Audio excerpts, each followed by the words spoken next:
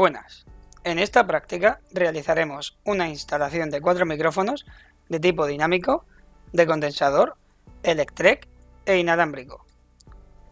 Para realizar las conexiones a la mesa de mezclas de dichos micrófonos utilizaremos varios cables de audio con conectores Canon en ambos extremos y los conectaremos a las líneas 1, 2, 3 y 4 de la mesa de mezclas. El micrófono AKG C1000 irá conectado previamente a la salida de alimentación Phantom y la entrada de la alimentación Phantom a la línea 3 de la mesa de mezclas. Conectaremos también unos auriculares a la salida de auriculares de la mesa de mezclas con conector jack y los altavoces a la salida izquierda y derecha del máster de la mesa de mezclas.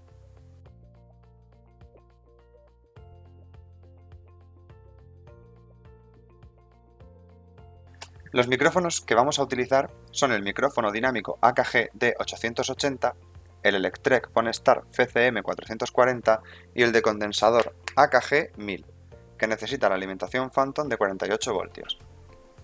En primer lugar, conectaremos el micrófono dinámico al canal 2 de la mesa de mezclas mediante un cable de audio con conectores Canon macho y hembra en los extremos, y ajustaremos el PFL del mismo.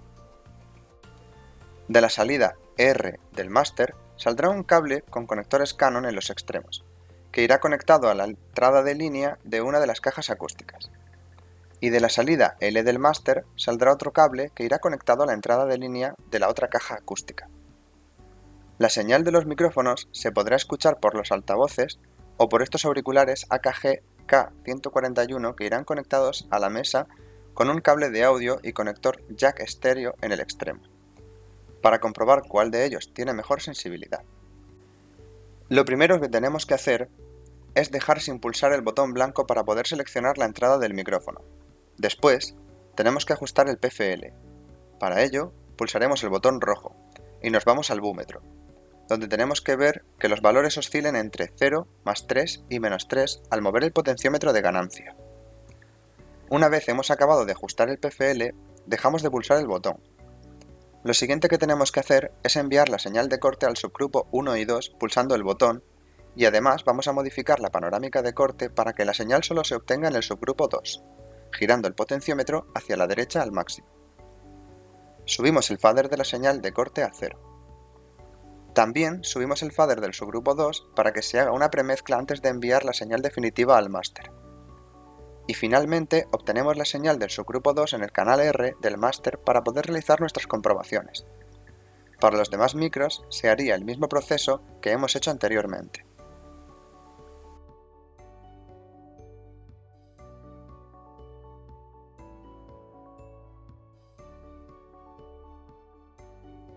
La señal de corte se enviará al máster ajustando a un nivel de salida correcto, indicación de 0 en el búmetro, y se escucharán por los auriculares y o altavoces autoamplificados.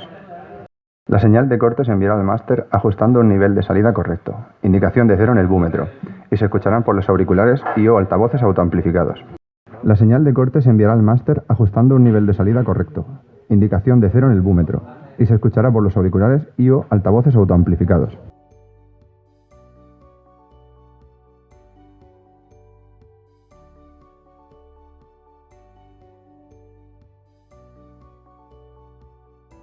A continuación, haremos una prueba mientras le damos al micrófono dinámico para ver que al alejarnos, los graves siguen manteniéndose si subimos el fader del máster. Será el máster ajustando a un nivel de salida correcto, indicación de 0 en el búmetro, y se escucharán por los auriculares y o altavoces autoamplificados.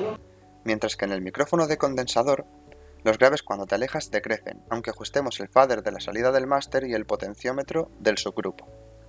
Se ajustará el PFL en cada micrófono y se apuntará la posición en la que ha quedado el potenciómetro de ganancia, para poder hacer la comparación de sensibilidad de cada micro. La distancia a la que se hablará a cada micro será de 10 centímetros. La señal de corte se enviará al máster ajustando a un nivel de salida correcto indicado.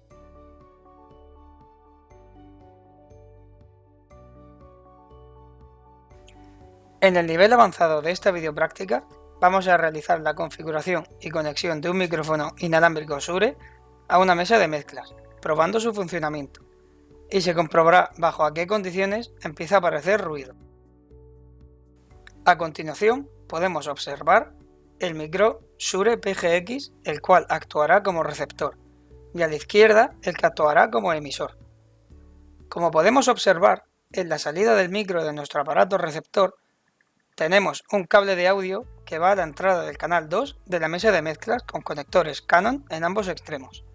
Para sincronizar los aparatos emisor y receptor tenemos que pulsar el botón de infrarrojos en el receptor y esperar a que el sensor detecte al receptor cuando el indicador de este se vuelva verde.